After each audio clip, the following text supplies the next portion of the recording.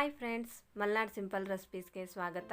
ಇವತ್ತು ನಾನು ಇನ್ಸ್ಟೆಂಟಾಗಿ ಅಕ್ಕಿ ಮತ್ತು ಉದ್ದಿನಬೇಳೆನ ನೆನೆಸ್ದೇನೆ ರುಬ್ದೇನೆ 10 ನಿಮಿಷದಲ್ಲಿ ಹೆಲ್ದಿ ಆ್ಯಂಡ್ ಟೇಸ್ಟಿಯಾಗಿರುವಂತಹ ಬ್ರೇಕ್ಫಾಸ್ಟ್ ಮಸಾಲ ಪಡ್ಡನ್ನು ಮಾಡ್ತಾಯಿದ್ದೇನೆ.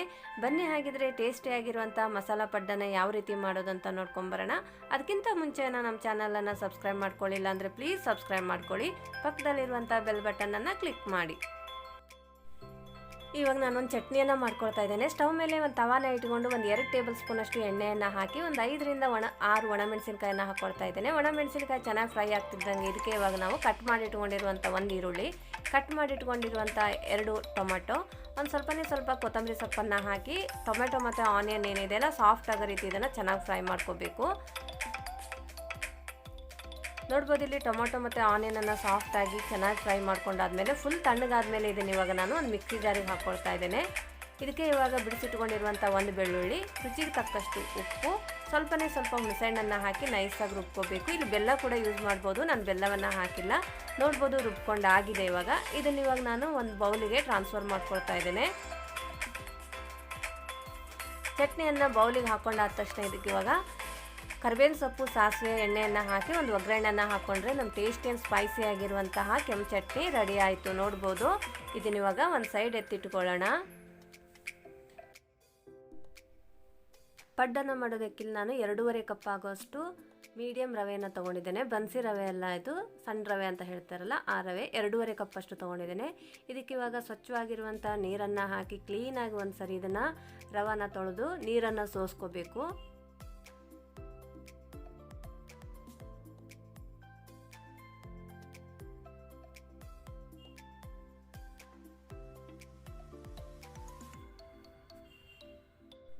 ನೋಡ್ಬೋದು ಇವಾಗ ನೀರನ್ನು ಸೋಸ್ಕೊಂಡಾಗಿದೆ. ಇದನ್ನ ಇವಾಗ ಒಂದು ಮಿಕ್ಸಿ ಜಾರಿಗೆ ಹಾಕ್ಕೊಳ್ಳೋಣ.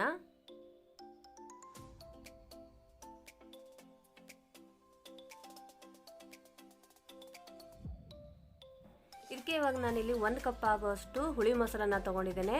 2.5 ಕಪ್ ರವಕ್ಕಿಲ್ಲಿ 1 ಕಪ್ ಆಗುವಷ್ಟು ಹುಳಿ ಮೊಸರು, ರುಚಿಗೆ ತಕ್ಕಷ್ಟು ಉಪ್ಪನ್ನು ಹಾಕಿ ನೈಸಾಗಿ ಇವಾಗ ಇದನ್ನು ರುಬ್ಕೋಬೇಕು. ನೀರನ್ನು ಹಾಕಬಾರ್ದು, ಆದಷ್ಟು ಗಟ್ಟಿಯಾಗಿ ನಾವು ಇಡ್ಲಿ, ದೋಸೆ, ಪಡ್ಡಿನ ಹದಕ್ಕೆ ಯಾವ ರೀತಿ ರುಬ್ತೇವಲ್ಲ ಆ ಹದಕ್ಕೆ ರುಬ್ಕೋಬೇಕು. ನೋಡ್ಬೋದು ಇದು ರುಬ್ಕೊಂಡಾಗಿದೆ. ಇವಾಗ ಇದನ್ನ ಇವಾಗ ನಾನು ಒಂದು ಪಾತ್ರೆಗೆ ಟ್ರಾನ್ಸ್ಫರ್ ಮಾಡ್ಕೊಳ್ತೇನೆ.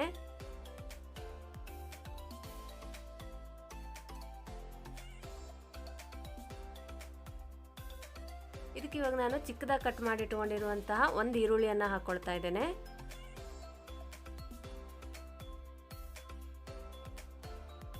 ಚಿಕ್ಕದಾಗಿ ಕಟ್ ಮಾಡಿ ಇಟ್ಕೊಂಡಿರುವಂಥ ಕೊತ್ತಂಬರಿ ಸೊಪ್ಪು, ತುರಿದಿಟ್ಕೊಂಡಿರುವಂಥ 1 ಕಪ್ ಅಷ್ಟು ಕ್ಯಾರೆಟ್,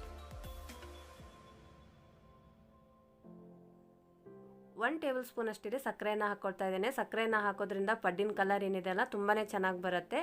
ಕಟ್ ಮಾಡಿ ಇಟ್ಕೊಂಡಿರುವಂಥ 1 ಹಸಿಮೆಣಸಿನ್ಕಾಯಿ ಬೇಡ ಅಂದಲ್ಲಿ ಸ್ಕಿಪ್ ಕೂಡ ಮಾಡ್ಬೋದು.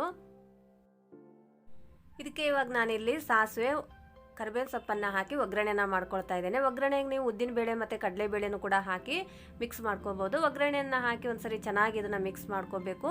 ಮಾಮೂಲಾಗಿ ನಾವು ದೋಸೆ, ಪಡ್ಡಿನ ಹದಕ್ಕೆ ಹಿಟ್ಟನ್ನು ಕಲಿಸ್ಕೋಬೇಕು, ತೆಳ್ಳಗೆ ಕಲಿಸ್ಕೋಬಾರ್ದು. ಇದನ್ನು ಒಂದು 10 ನಿಮಿಷ ನೆನೆಯೋದಕ್ಕೆ ಬಿಟ್ಟರೆ ಸಾಕು. ಈ ಹದಕ್ಕಿದ್ರೆ ಸಾಕಿದು. ಇವಾಗ ಸ್ಟವ್ ಮೇಲೆ ಪಡ್ಡಿನ ತವಾನ ಇಟ್ಕೊಂಡಿದ್ದೇನೆ. ತವಾ ಕೂಡ ಚೆನ್ನಾಗಿ ಬಿಸಿಯಾಗಿದೆ. ಇದಕ್ಕೆ ಇವಾಗ ನಾನು ಎಣ್ಣೆಯನ್ನು ಹಾಕ್ಕೊಳ್ತಾ ಇದ್ದೇನೆ. ಇದು ನಾನ್ ಸ್ಟಿಕ್ ತವಾ ಅಲ್ಲ, ಬೀಡಿನ ತವಾ. ಇದಕ್ಕೊಂದು ಸ್ವಲ್ಪ ಎಣ್ಣೆ ಜಾಸ್ತಿನೇ ಬೇಕಾಗುತ್ತೆ. ಎಣ್ಣೆಯನ್ನು ಹಾಕಿ ನೀಟಾಗಿ ಎಣ್ಣೆನ ಎಲ್ಲ ಕಡೆ ಸ್ಪ್ರೆಡ್ ಮಾಡ್ಕೋಬೇಕು.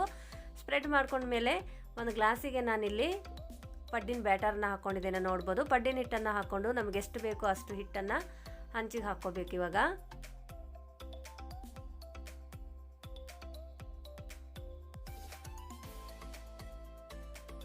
ಇದಕ್ಕೆ ಇವಾಗ ಒಂದು ಪ್ಲೇಟನ್ನು ಮುಚ್ಚಿ ಒಂದು 2 ರಿಂದ 3 ನಿಮಿಷ ಇದನ್ನು ನಾವು ಮೀಡಿಯಮ್ ಫ್ಲೇಮಲ್ಲೇ ಚೆನ್ನಾಗಿ ಬೇಯಿಸ್ಕೋಬೇಕು. ಪಡ್ಡನ್ನು ಹೈ ಫ್ಲೇಮಲ್ಲಿ ಬೇಯಿಸ್ಕೋಬಾರ್ದು, ಮೀಡಿಯಮ್ ಫ್ಲೇಮಲ್ಲೇ ಒಂದು 2 ರಿಂದ 3 ನಿಮಿಷ ಬೇಯಿಸ್ಕೋಬೇಕು.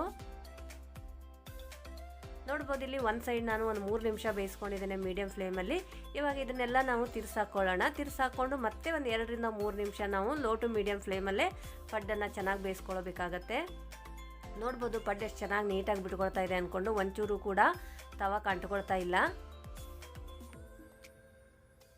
ಇಲ್ಲಿ ಯಾವುದೇ ರೀತಿಯಾದಂಥ ಸೋಡಾ ಪುಡಿ ಆಗಲಿ ಏನೂ ಬಳಸಿಲ್ಲ ಸ್ನೇಹಿತರೆ. ನಾವು ಇದನ್ನು ಇವೆಲ್ಲ ಪಡ್ಡನ್ನು ತಿರ್ಸಾಕಿ ಒಂದು 2 ರಿಂದ 3 ನಿಮಿಷ ಇದನ್ನು ಮತ್ತೆ ನೀಟಾಗಿ ಬೇಯಿಸ್ಕೊಳ್ಳೋಣ. ಮೇಲ್ಗಡೆ ಕ್ರಿಸ್ಪಿಯಾಗಿ ಒಳಗಡೆ ಸಾಫ್ಟ್ ಆಗಿ ಪಡ್ಡು ನೋಡ್ಬೋದು. ಇಲ್ಲಿ ಎರಡೂ ಕಡೆ ನೀಟಾಗಿ ಚೆನ್ನಾಗಿ ಬೆಂದಿದೆ. ಇದನ್ನ ಇವಾಗ ನಾವು ಒಂದು ಪ್ಲೇಟಿಗೆ ಎತ್ತಿಟ್ಕೊಳ್ಳೋಣ.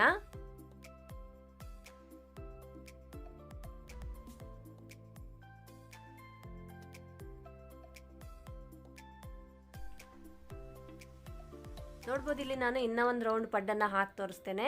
ಎಲ್ಲ ಪಡ್ಡಿನ ಮೋಲ್ಡಿಗೂ ನಾವು ಎಣ್ಣೆಯನ್ನು ಹಾಕ್ಕೊಂಡು ಪಡ್ಡಿನ ಬ್ಯಾಟರನ್ನ ಹಾಕಿ ಒಂದು ಪ್ಲೇಟನ್ನು ಮುಚ್ಚಿ ಒಂದು 2 ರಿಂದ 3 ನಿಮಿಷ ಮೀಡಿಯಂ ಫ್ಲೇಮಲ್ಲೇ ಪಡ್ಡನ್ನು ಒಂದು ಸೈಡ್ ಚೆನ್ನಾಗಿ ಬೇಯಿಸ್ಕೋಬೇಕು.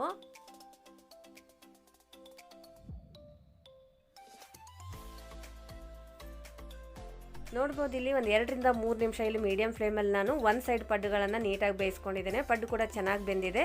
ಇವಾಗ ಎಲ್ಲ ಪಡ್ಡುಗಳನ್ನ ನಾವು ತಿರ್ಸಾಕೊಂಡು ಮತ್ತೆ ಒಂದು 2 ರಿಂದ 3 ನಿಮಿಷ ಮೀಡಿಯಂ ಫ್ಲೇಮಲ್ಲೇ ಪಡ್ಡನ್ನು ಚೆನ್ನಾಗಿ ಬೇಯಿಸ್ಕೋಬೇಕು. ಎರಡೂ ಕಡೆ ಪಡ್ಡನ್ನು ನೀಟಾಗಿ ಚೆನ್ನಾಗಿ ಬೇಯಿಸ್ಕೊಂಡ್ರೆ ನಮ್ಮ ಹೆಲ್ದಿ ಆ್ಯಂಡ್ ಟೇಸ್ಟಿಯಾಗಿರುವಂತಹ instant breakfast masala paddu ready ಆಯಿತು. ನೋಡ್ಬೋದು ಇಲ್ಲಿ ಪಡ್ಡು ಎರಡೂ ಕಡೆ ಚೆನ್ನಾಗಿ ಬೆಂದಿದ್ದಾವೆ.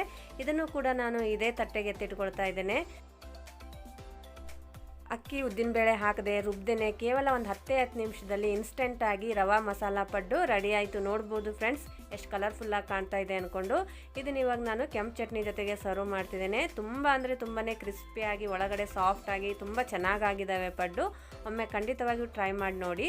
ಈ ವಿಡಿಯೋ ನಿಮಗೆ ಇಷ್ಟವಾದಲ್ಲಿ ಲೈಕ್ ಮಾಡಿ, ಶೇರ್ ಮಾಡಿ ಆ್ಯಂಡ್ ಸಬ್ಸ್ಕ್ರೈಬ್ ಮಾಡ್ಕೊಳ್ಳಿ. ನಿಮ್ಮ ಅನಿಸಿಕೆಯನ್ನು ಕಮೆಂಟ್ಸಲ್ಲಿ ತಿಳಿಸಿ. ಪ್ಲೀಸ್ ಸಪೋರ್ಟ್ ಮಾಡಿ. Thanks for watching.